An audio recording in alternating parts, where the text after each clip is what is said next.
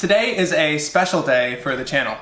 Hello and welcome to Take Time. I'm your host Patrick Marlette, and let's talk about what's inside this box.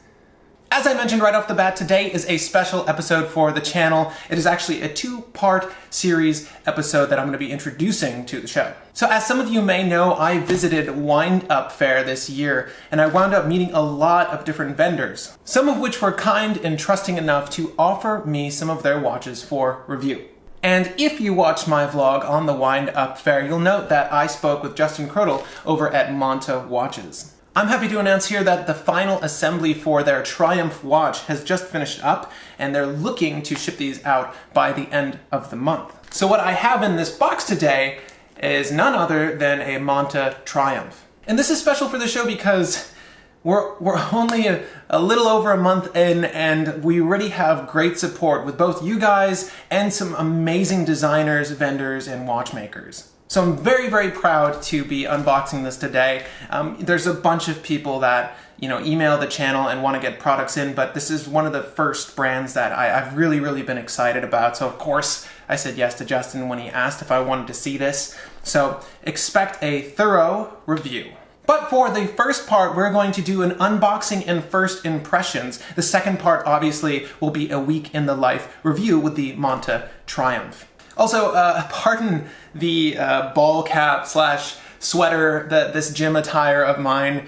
I'm in a little bit of a rush today. I don't have too much time to film, and I just picked this up from my P.O. box on the way home. So I wanted to just bang this out of the way to give you guys a good first impression. And the good news is you're only going to see me for about 10% of this video. I'm going to use our main camera here to get you some high quality 4K footage of the watch in question for our first impression. But without further ado, why don't we jump right into it? Okay, we are officially in the upside down here. The address side of the box is on the other end, but look how nice it was packed. Look at this. I love the classic brown packing tape. Really fine work on the packaging here. Let's rip this up.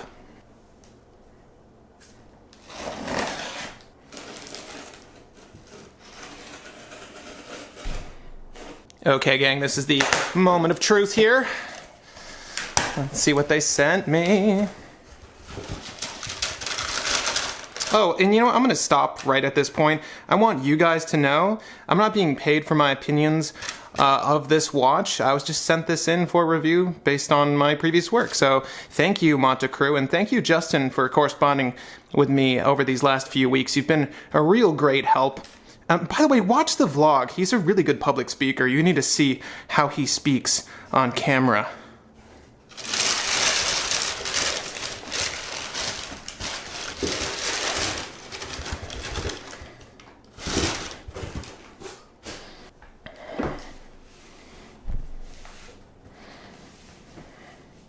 Inside this box should be a green dial face version of the Monta Triumph.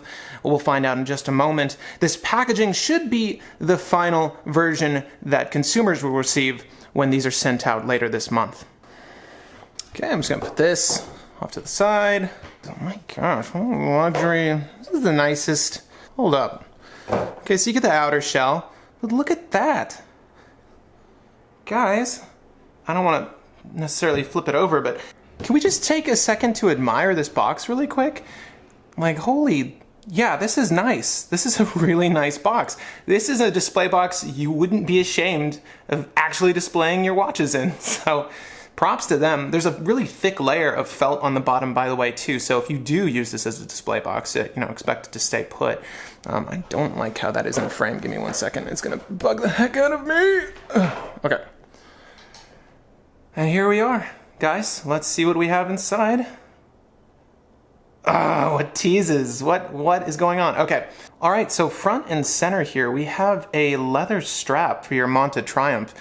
This is a light brown, obviously fitted strap. And if you guys don't know, Monta is actually part of the same group that owns Everest straps. So if you've ever ordered an Everest for your Tudor or Rolex, this is the same group. So expect the same quality. And by the way, guys, the quality of these straps is insane.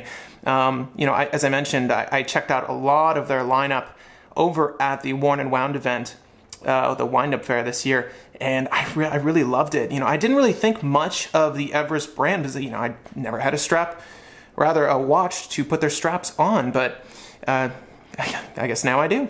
Very, very cool. So we're going to sample this out, but that bracelet back there is what I'm most excited for. I feel like the watch is probably going to be under here, so why don't we just go through this other stuff first. All right, so there's like a little pouch here. I'm assuming that this is a pouch for travel. I'm just going to guess that this is a travel pouch for your watch. This little card here, I'm not really certain what this is for. Probably just to maintain the structural integrity of this pouch while in use or while out of use. You can just leave that in there and it should hopefully keep it nice and unbent. You don't want to bend this up. This feels like suede. I'm going to take it off camera to smell it. Ooh, Monta, guys, what did you spray this with? It smells fantastic. I'm weird like that. I like to use all 5 of my senses. So yeah, that's off to the side. We're gonna leave that off to the side. By the way, I just want to talk about this box again. It is really slick. Good job. Props on the box, guys. And let's get to the watch. All right, so looking at the back here, we have that beautiful emblem on the catch for this clasp back here. And I really love the clasp, by the way, guys. Just the level of detail on this article alone is really satisfying. And actually, it's got a really great feel to it as well. The action's fantastic. By the way, this is like a patented design that they developed for this clasp system, and it actually works very, very well, and it's easy to use, and it's got a very satisfying, as you could tell, punch when you place that in. But without further ado, why don't I get to the back of the watch. All right, and now we are looking at the back of the watch. You got this really great display, sapphire crystal display back, so you can look at that movement, and it's really nice. I love it when this area is more shallow, and you feel like the movement's just pressed up against the glass. It sort of brings you closer to experiencing what the movement looks like, and I like that. And without further ado, let's look at that green dial, why don't we? Now, it is labeled as green, but it is more of a green-brown in person. But as you can tell, it plays tricks on you when it's in the light. And its whole array of colors, it's actually probably between this and the blue dial face. These were my 2 favorites because there's really nothing like this color tone on the market. You know, I've never seen a green-brown sunburst dial like this. And I wish more people produced watches with this kind of dial face because brown is a great neutral color to work with. You know, it goes with a lot of different looks. So, you know, it could be a great everyday casual watch. This could be a great everyday casual watch. And we'll soon find out. So over at the 3 o'clock position, you have a signed screw-down crown with their emblem on it. The top of the watch has this really gorgeous bezel that has these brush strokes that sweep away from the dial, almost mirroring what is on the dial face, that sunburst finish. So it sort of extends the whole look of that dial face, and it's very pleasing, very eye-catching. You have these really, really simple lug designs, but when you look close, there's actually a lot more detail than you first anticipate. You'll note that between the solid end link here at the end and the lugs, there's actually a beveled, high-polished edge that meets these brushed lines. So a really, really nice detail on a very classic case design. I'm going to unscrew the crown and move these sword hands so you can kind of get a better look at some of the literature on the dial. Again, guys, hold tight for the review next week. I'll probably air it Tuesday if I have a chance to shoot it by then. But I do promise a week in the life review of this watch with all of the specifics, any technical data on the watch. But I'm just going to give you my first impressions today. So just looking at the dial face itself, I really like the layout. I like how there are indices and numerals to let you know what the time is. So I really love the segmented look of the minute track. Because the hour markings are huge and they cut into the chapter ring, as you can see, they've segmented them into these like 4 hash marks on a line that perfectly track the minute. And it's really satisfying and rather unique to this watch. Let me know if you guys know of some other watches that use this segmented minute track, but I'm actually a really big fan. So again, those hour markings with the numerals, this is actually touted as a field watch for the brand, and this is a great throwback to your classic field watch aesthetic. Most field watches that I've ever owned, or seen for that matter, generally use numbers to indicate the hours. It's just simpler. You can read the time more quickly. It helps, with the overall legibility of the watch. But they still throw in these hour markings to provide sort of like a classier example of what a field watch can be. As I mentioned, it has these gorgeous sword hands, and I love how the second hand reaches the very, very tips of those minute markings. Another cool thing to note here is it seems that only the 12, 3, 6, and 9 have applied markers, whereas the other hours are indicated with applied lume to the dial face directly. It adds really, really nice dimension to the watch. I'm actually quite a fan of that as well. You have a brushed stainless steel chapter ring lining the exterior of that dial face. And of course you have a date over at the 6 o'clock position. And I have to say, I'm not the biggest fan of dates on watches. I really do prefer a watch that's time only, but you're hard pressed to find time only watches these days. It is rather difficult to find them. But when it comes down to it, I really love having the date at the 6 o'clock position. Okay, so in this order, the 3 acceptable ways to do a date window. First and foremost, I like it best when it's at 6 o'clock. I like it second best when it's at 3 o'clock. And I find it palatable if you put it between the 4 and 5, so long as it blends in with the dial and is somewhat non-existent to the watch face. Why I like it best at 6 o'clock is because it doesn't ruin the symmetry of the dial overall. And you can see what I'm talking about here.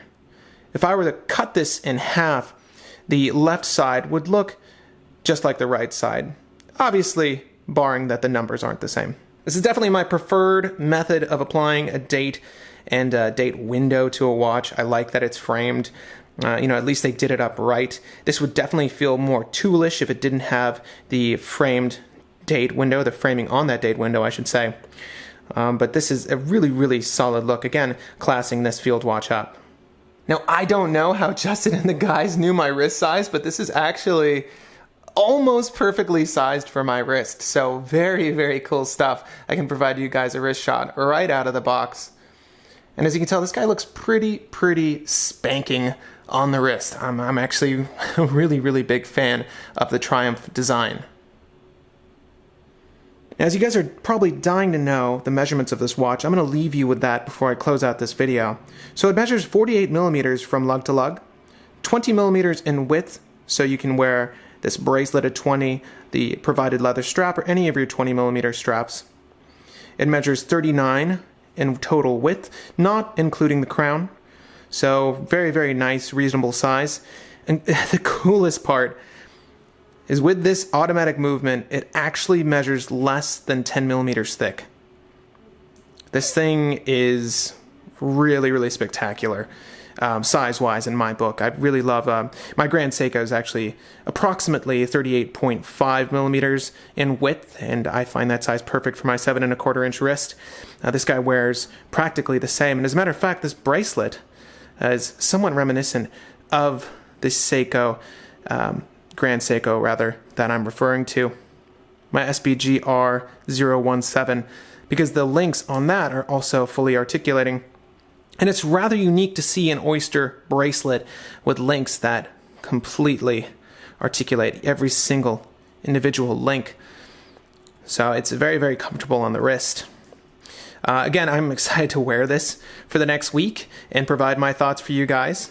If you all are interested in the Monta brand, I'm going to provide a link to their website in the description down below so you can check out what they're doing. And obviously stay tuned to take time to get a full review of the Monta Triumph after a week in the life. I am really, really excited to put this on the wrist for the next week. I think Monta's doing some really great stuff, and this is a fine example of a micro brand doing just great things, great original things. This is a really swell watch, and I'm so excited to give you guys my full opinion of it. Guys, if you like this video, feel free to hit that like button. It looks something similar to this. If you have friends, forums, or groups that enjoy watch content, then share this video with them, because you know what? I got a gut feeling they'll probably like the channel too.